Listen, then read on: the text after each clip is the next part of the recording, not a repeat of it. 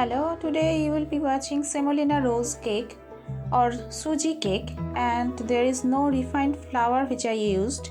I only used wheat flour, and I'll be showing you caramel sauce also, which can be used in various ways.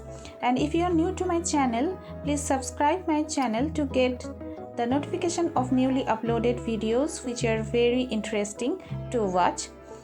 This cake is absolutely vegan and no egg is used, so let's do it.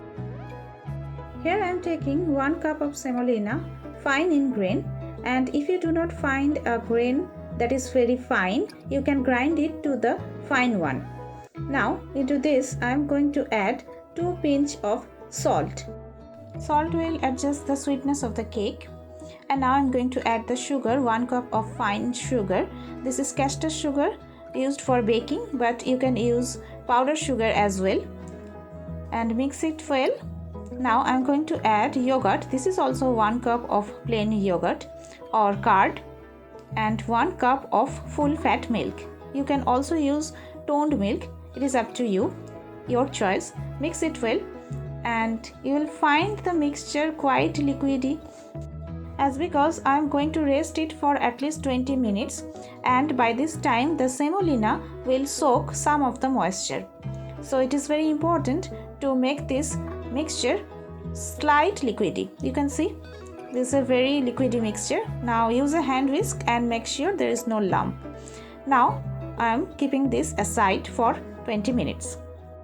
Meanwhile, I made the cake tin ready. If you do not have parchment paper or butter paper, not to worry, just brush it with some butter and dust some flour. That's all. I am keeping it in the refrigerator and bringing the batter back. Now let me show you how the batter consistency looks like. You can see the liquidity of the batter is somehow less. Now into this I am adding clarified butter or ghee. You can use melted butter or simply white oil as per your choice. Now mix it well with a hand whisk, and now I am going to add 3 tablespoons of wheat flour. Not refined flour, just add wheat flour, that's all. Mix it well and make sure there is no lump. Now here goes the almond butter into this batter. 2 tablespoons of almond butter that I am adding. This is absolutely optional, you can skip this, or you may add any nut butter of your choice. Actually in Persian semolina cake, almond flour is used, but here I do not have the flour, so I am adding the butter. Now I am adding few drops of rose essence, as this is a rose semolina cake, and adding cardamom powder. Making a smooth batter with this hand whisk. The flavor of cardamom really goes well with this cake. Now this is the homemade rose syrup that I am going to add in this batter. Now there is a very interesting video of homemade rose syrup in my channel. If you want to watch this in my channel, you can see the I button above or go and check the link in the description box.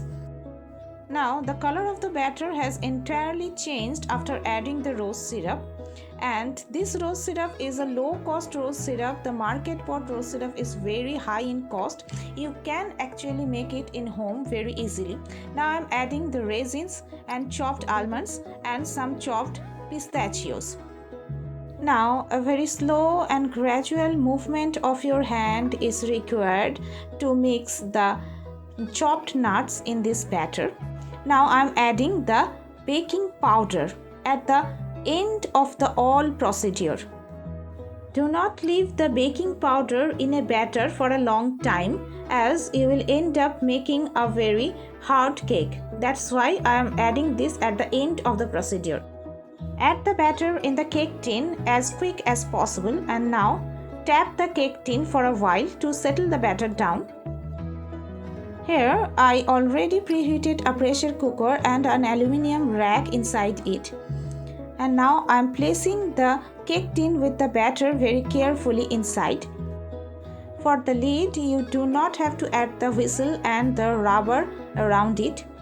And now I am going to close the lid of the pressure cooker like so.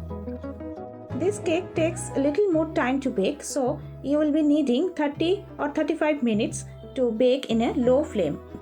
While the cake is baking, let's make the caramel sauce. For that, I'm placing a pan on a heat, and now I'm adding 1 cup of sugar, and into this I'm going to add a little water, just a little water, and now in a high flame let the sugar melt. Keep the flame in medium low, and within few minutes you will notice the sugar is caramelized and a very golden brown color has arrived.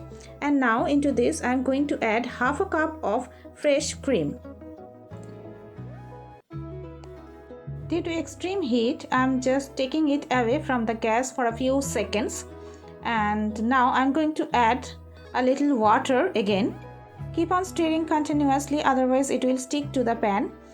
And now I am going to add few drops of vanilla essence. Mix it well and scrape the sides, and the sauce is ready.